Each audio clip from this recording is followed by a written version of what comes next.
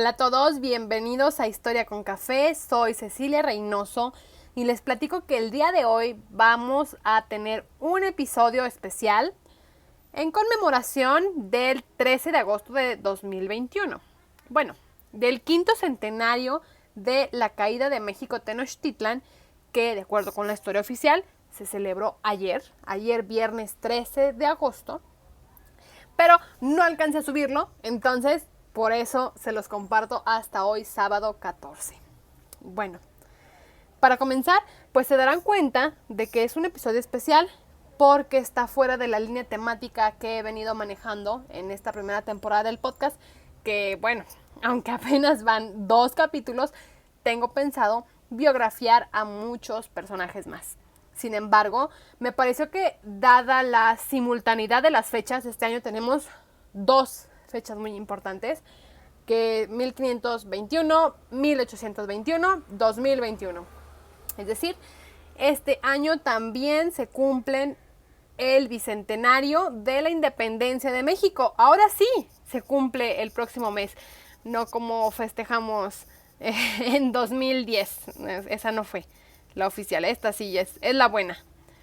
Y bueno, me pareció necesario que era importante tener un capítulo sobre el 13 de agosto de 1521 para tratar de entender un poco mejor toda esa polémica que se ha generado a raíz de las celebraciones del quinto centenario de la caída de México Tenochtitlan. Y bueno, ahora sí, para comenzar, cabe señalar que lo que se ha dado a conocer como la conquista de México es todo un proceso muy complejo y extenso. A lo largo de los años ha suscitado diversas interpretaciones y posturas. Sin embargo, pues lo mejor, como decimos desde la academia, es tratar de mirar a la historia de manera objetiva y sin esperar encontrar héroes o villanos en la historia. Y ahora sí, ya entrando al tema que concierne en este episodio, vamos a hablar de la caída de Tenochtitlan. Bueno, hay una cosa. Si vemos a este evento con ojos y adjetivos de espectadores del siglo XXI, claro que vamos a reconocer que se trató de la dominación y sumisión de los pueblos nativos y el despojo violento de sus tierras y riquezas. Pero para los castellanos del siglo XVI representó un escenario totalmente contrario a lo que creemos hoy en día, muy diverso y que era idóneo para la expansión imperial de la corona de Castilla, que eso era lo del momento, ¿no? Además de que también era como el lienzo en blanco para dar a conocer el evangelio, para difundirlo en tierras de gentilidad, como se le llegó a llamar a las religiones mesoamericanas, ¿no? Y bueno, también les puedo comentar que eso de la difusión del evangelio fue una de las piezas más significativas para la legitimación del dominio hispano sobre las Indias occidentales. Es decir, la misión era catequizar a todos estos pueblos que no conocían a Dios. Y bueno, tampoco podemos olvidar que parte de este proyecto de exploración que emprendieron los hispanos, los súbditos de la corona de Castilla, tenía como objetivo la búsqueda de riquezas, de gloria y no se diga, la aventura en esta parte del mundo desconocido. Bien, pero ahora sí, ya hablando específicamente del 13 de agosto de 1521, no lo podemos pensar o entender simplemente como el día en que se suscitó una ruptura inmediata con el pasado mesoamericano y que ya al día siguiente toda la conquista del actual territorio mexicano estaba hecha. No, al contrario, fue nada más el parteaguas de la verdadera conquista de América. Término, claro está, que se ha puesto muy en entredicho desde algunas de las corrientes historiográficas, pero pues ya de eso hablaremos en otro episodio. Bueno, como les decía, lo que sucedió hace 500 años fue que luego de casi 3 meses de sitio, la gran ciudad de México Tenochtitlan ya no pudo resistir el asedio de las huestes cortesianas, apoyadas por un gran número de indios aliados. Si miramos un poco hacia atrás y hacemos un breve recuento desde la llegada de Hernán Cortés al territorio continental en 1519, podemos observar que a pesar de que se enfrentó a diversos conflictos, tanto bélicos como logísticos, Cortés supo hacer alianzas con diversos pueblos por los que iba pasando, sobre todo acercándose al altiplano central, con el objetivo, claro está, de engrosar sus huestes, pero también de conocer los puntos débiles del imperio mexica. Hay que recordar que se hace amigo de los enemigos de los mal llamados aztecas, ¿no? Pero también durante el lapso de avance que tuvo, Cortés fue buscando la manera de legitimar en primer lugar su incursión y en segundo lugar su dominio sobre estas tierras. Recordemos que fundó en una época muy temprana la Villarrica de la Veracruz, con dicho objetivo de legitimar su conquista. Y bueno, haciendo un pequeño paréntesis, también hay que recordar que una de las piezas clave en este evento histórico fue doña Marina, mejor conocida como la Malinche, una mujer que también se adhirió a esta excursión de Cortés en el transcurso y que desafortunadamente ha sido injustamente despreciada por la historia, tildada de traidora, pero hay que preguntarse, ¿traidora de quién o de qué? Y bueno, les adelanto que también pronto vamos a hablar de doña Marina con un malinchólogo muy destacado al que tengo mucho aprecio, para darnos cuenta o para que él nos ayude a que la gente se dé cuenta de que ya este adjetivo pues es insostenible. Entonces hay que tratar de hacerle justicia a su figura y dejar de denigrarla, ¿no? Porque quieran o no, fue una pieza bastante importante en la conquista de México Tenochtitlan. Pero bueno, ahora regresando con el grueso de la expedición de Cortés, una vez que forjó alianzas con estos pueblos enemigos de los mexicas, avanzó con seguridad hacia la tan ansiada Tenochtitlan y llegó en noviembre de 1519. En ese entonces fue recibido por el tlatoani Moctezuma, quien ya desde tiempo atrás tenía noticia de la llegada de estos hombres a lo que actualmente es el territorio mexicano, ¿no? Una vez que Cortés ganó la confianza del tlatoani, lo tomó prisionero y a mediados de 1520 Moctezuma Xocoyotzin murió. Su sucesor, como bien sabemos, fue Cuitláhuac, y al poco tiempo fue cuando ocurrió este famoso episodio que conocemos como la Noche Triste, que ya el gobierno capitalino, en la sintonía esta de repensar la conquista, prefirió cambiarlo por la Noche Victoriosa. Bueno, esta placita, ¿no? Donde está ese ahuehuete tan famoso que dice la leyenda que ahí fue donde Cortés lloró, ¿no? Al huir de Tenochtitlan. Pero bueno, también dejaremos este tema de colonialismo para futuras reflexiones, porque sí, ya es muy necesario analizar a detalle todos estos movimientos y evitar caer en interpretaciones subjetivas, ¿no? Bueno, ahora hago otro paréntesis para darles una recomendación. Hace como 7 años leí, creo que mi primera novela histórica, titulada Moctezuma Xocoyotzin, entre la espada y la cruz de Guadarrama Collado. No saben el impacto que me dejó ese libro. Les digo, fue, creo, mi primera novela histórica, entonces fue como el primer acercamiento al mundo prehispánico desde la literatura que tuve. Y viéndolo ya a la distancia, les digo, pues hace como 7 años. Quizá fue uno de los detonantes que me llevaron a elegir la historia como profesión. Incluso les puedo decir que la piel se me ponía chinita con las descripciones que hace Guadarrama Collado en esta novela. Les recomiendo toda su obra, tiene un buen compendio de novelas históricas sobre la época precolombina.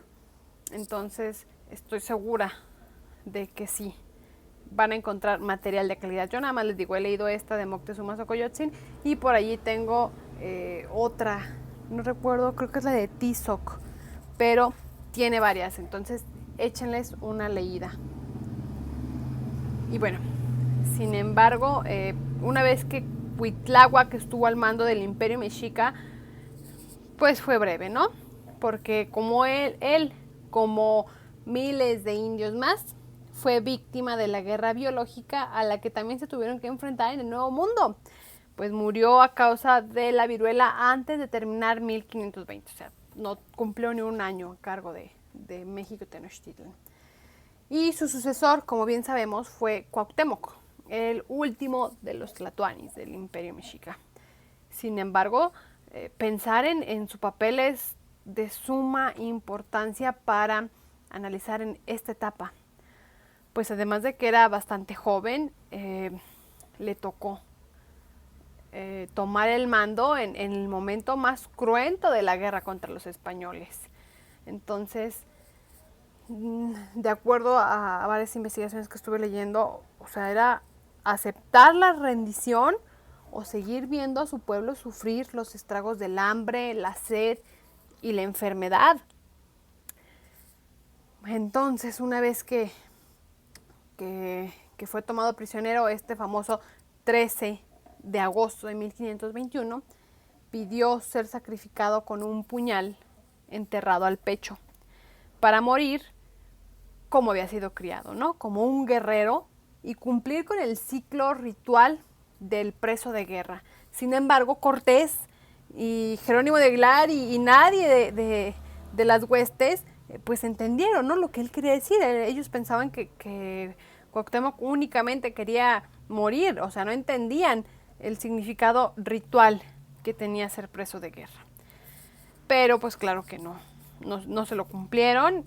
Cortés, les digo, no comprendió la petición y prefirió mantenerlo con vida como su botín de guerra. Y a partir de tal hecho, ya se considera la rendición total del Imperio Mexica. Citando a Federico Navarrete, que fue uno de los autores a los que corría a leer para empaparme un poco más de este evento, afirma que en ese momento la ciudad conquistadora fue conquistada. Y sí, pensando, les digo, replanteando un poco de la historia de México y Tenochtitlan, pues claro, en menos de 300 años de ser nada, se convirtió en una ciudad conquistadora. Entonces, en 1521, pues le tocó ser la ciudad conquistada. Hay algo muy importante que hay que señalar, y es que al día siguiente no despertaron y ya, el panorama mesoamericano se había esfumado y la Nueva España estaba formándose, estaba iniciando y ya estaba conformada política, cultural y económicamente bajo las normas y preceptos peninsulares. Pues no pasó eso, no pasó al día siguiente. De acuerdo con algunos autores también, esta transición duró por lo menos 50 años. Hay otros que varían, ¿no?, las interpretaciones de cuánto duró en constituirse o iniciar la época virreinal, pero muchos le tienen que por lo menos duró 50 años. Les digo, hay otros que determinan que incluso que este proceso duró hasta inicios del siglo XVIII. Cabe recordar que el avance y el control de otras regiones del continente pues fue escalonado, ¿no? Incluso aquí en el mismo territorio de lo que después se denominó Nueva España, pues fue muy variado, no fue rápido, no fue fácil. Entonces, pues al día siguiente nadie despertó y ya dijo, ay, ya somos la Nueva España. No. Pasaron un par de añitos más para iniciar con este nuevo modo de vida. Y bueno, en pocas palabras, el 13 de agosto se convirtió en una fecha de celebración para los españoles, pues marcó su victoria sobre el gran Imperio Mexica. Pero también podemos pensar en que se trató de una victoria de los pueblos indígenas sometidos por México Tenochtitlan. Les recuerdo, el ejército cortesiano estaba compuesto en su mayoría por estos indios aliados. Pero también como les comentaba hace un momento, hay otras posturas en las que ya no se trata de vanagloriar esta gesta desde la parte hispana, sino pensar también en el fin de la resistencia de los mexicas ante los invasores, ¿no? y de otros pueblos de naturales. Pero bueno, les digo, si le seguimos vamos a toparnos con diversas condenas y defensas que se le han hecho a este episodio porque pues siempre han existido las polarizaciones ideológicas. Simplemente, como les comentaba al inicio, hay que tratar de alejarnos de estas pasiones oficialistas y de caer en los extremos, ¿no? O sea, hay que buscar un equilibrio en todo esto. Creo que lo más sustancial de todo este hecho, o sea, de la conquista y de la caída de México Tenochtitlan, es aceptar que el México de hoy en día es resultado de esa mezcla que se originó entre hispanos e indígenas en un primer momento, pero después también africanos. La tercera raíz que también es muy necesario repensarla y aceptarla porque pues es ilógico, ¿no? Pensar en que no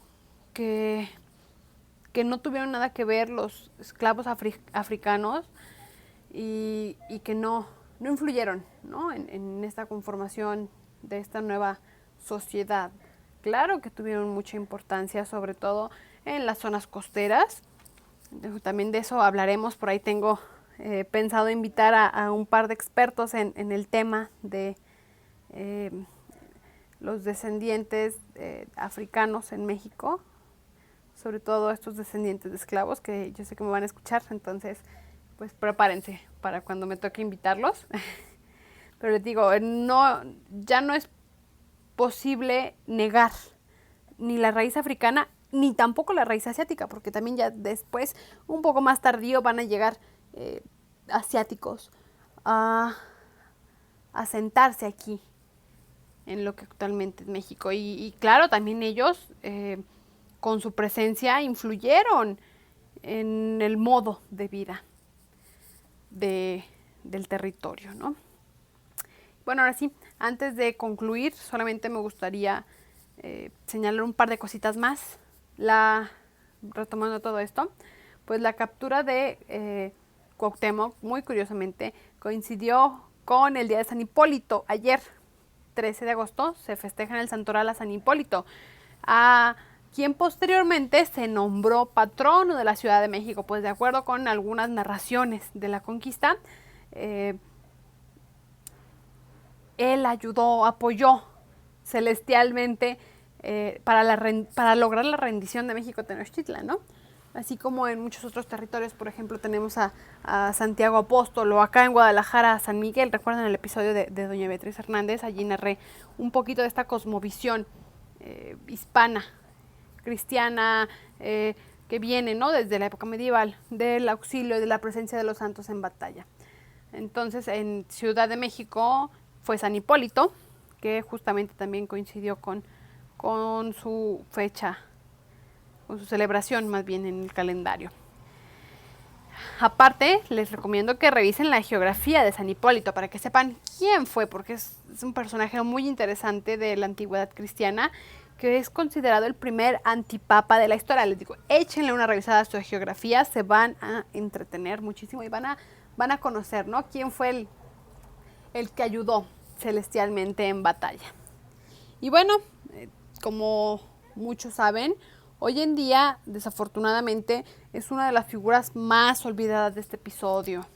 Incluso en Ciudad de México, allí en pleno centro histórico, que tiene una iglesia que primero fue una ermita para rendir homenaje a todos estos mártires hispanos que murieron en la lucha. Después se convirtió en una iglesia, la iglesia de San Hipólito. Desafortunadamente, hoy en día pues, ni siquiera se le conoce, ¿no?, por quién es su titular, su imagen titular, porque ha sido desplazado devocionalmente por San Judas Tadeo. Este fenómeno es maravilloso, a mí me encanta, me apasiona, ¿no?, las devociones. Después hablaremos también de esta subida y bajada de los altares de los santos. Pero ya, les digo, de eso hablaremos otro día. Sin embargo, les recuerdo, pues San Hipólito entonces es patrono de la Ciudad de México.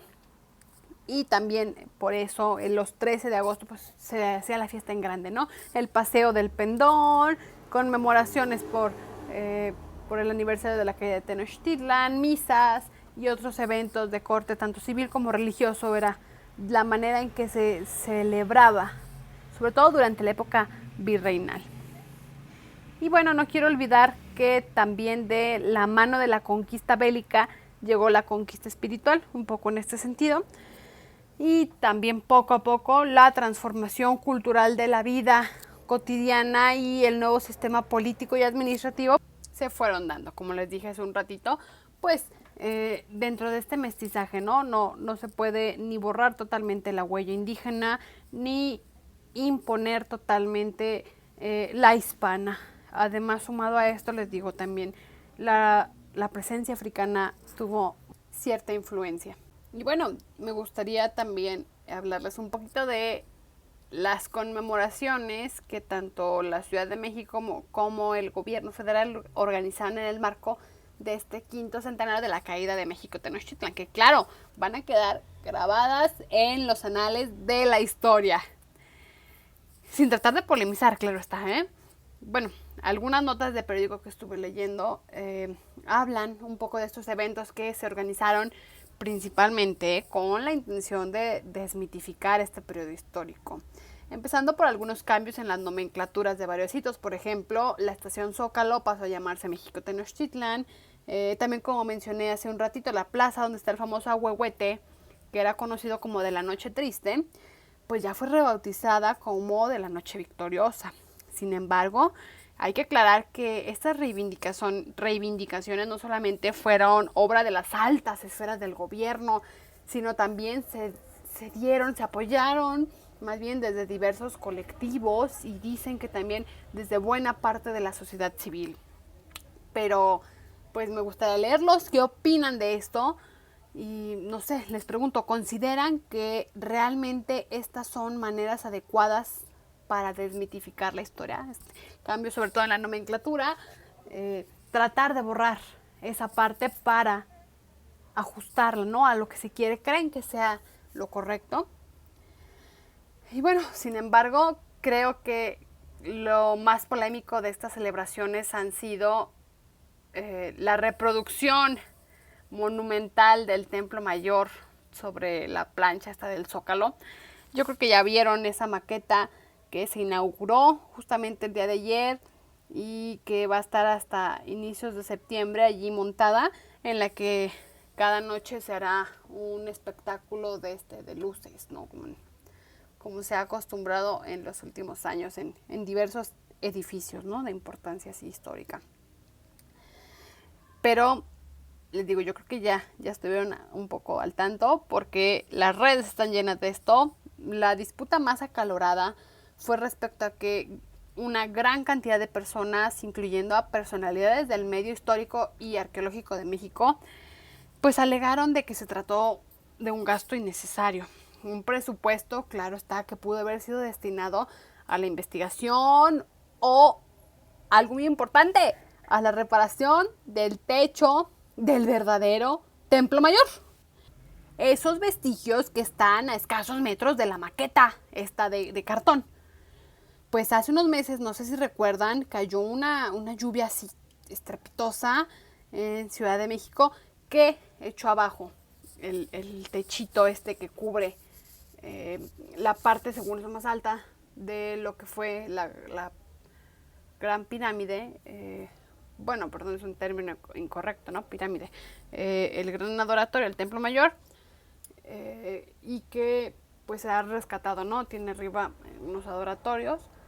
Entonces, a las fotos que vi cuando sucedió, pues se cayó, ¿no? Se vino abajo con el agua. Creo que ese día también cayó granizo y mucho aire. Entonces, desde entonces no ha sido reparado. Y claro está, la gente alegaba que por qué no se había destinado mejor ese presupuesto a dicho fin. Sin embargo, pronto, desde la Secretaría de Cultura de la Ciudad de México salieron a defender que este espectáculo conmemorativo, esta maqueta de gran formato, había sido financiada por una empresa privada y no por el gobierno. De allí que pues no se podía destinar simplemente así tal fondo, ¿no? Para reparar al verdadero templo mayor. Pero bueno, a ver qué tal. Si alguien me está escuchando por allá, vaya y me cuenta, me envía fotos a ver si realmente valió la pena o no tanto gasto, tanto brete. Porque pues ya ven, ¿no? Que va a haber videomapping y no sé cuánta cosa más. Todas las noches de aquí a inicios de septiembre. Pero bueno, en lugar creo que de generar entretenimiento, pues lo más importante de esta conmemoración es la reflexión. Ya lancé una pregunta hace ratito, pero sigo, ¿no?, cuestionando si realmente la conquista de México sigue siendo una herida que no cicatriza. Les recuerdo, hay que dejar de buscar a culpables o mártires y realmente pongamos sobre la mesa todos estos temas que están afectando a México. Por ejemplo, hay que dejar de romantizar al indio muerto, a ese de los museos, y hay que empezar a pensar más en los vivos, en todos aquellos grupos indígenas que siguen siendo discriminados, desplazados de sus comunidades, explotados como mano de obra barata, menospreciados, también despojados de sus recursos, de su identidad. Creo que eso es lo que debería llevarnos más que nada a reflexionar este 5º centenario de la caída de México Tenochtitlan, ¿no? Los invito también a que lean todos estos ensayos, estas publicaciones que han salido recientemente en conmemoración a este evento, vean documentales, escuchen la opinión de otras personas. Se han organizado varias conferencias, coloquios virtuales sobre el tema. Búsquenle, hay mucho material para acercarse históricamente a esta conmemoración, ¿no? Bueno, si ustedes prefieren materiales más audiovisuales, por allí el INA sacó también una miniserie llamada Grandeza de México. El primer capítulo se tituló Tenochtitlan, 500 años. Pónganse a verla, está muy interesante y la encuentran en YouTube. Y bueno, haciéndoles un spoiler de esa misma serie, les platico que también hay un capítulo que habla sobre el bicentenario de la consumación de la independencia, que como les dije al inicio, ahora sí es el mes que entra en septiembre. Y bueno, también les adelanto que vamos a tener un episodio especial sobre tal evento. Y bueno, ahora sí llegamos al final después de estas recomendaciones. Me despido y agradezco mucho a quienes escucharon hasta aquí. Les recuerdo que en la publicación de Facebook van a encontrar la bibliografía y las fuentes de las que me apoyé para este episodio. Y sin más, me despido y les mando afectuosos abrazos. No se olviden de seguir mis redes sociales. Allí ya saben, encuentran más contenido. Y ahora sí, me despido. Cuídense mucho. Nos escuchamos pronto.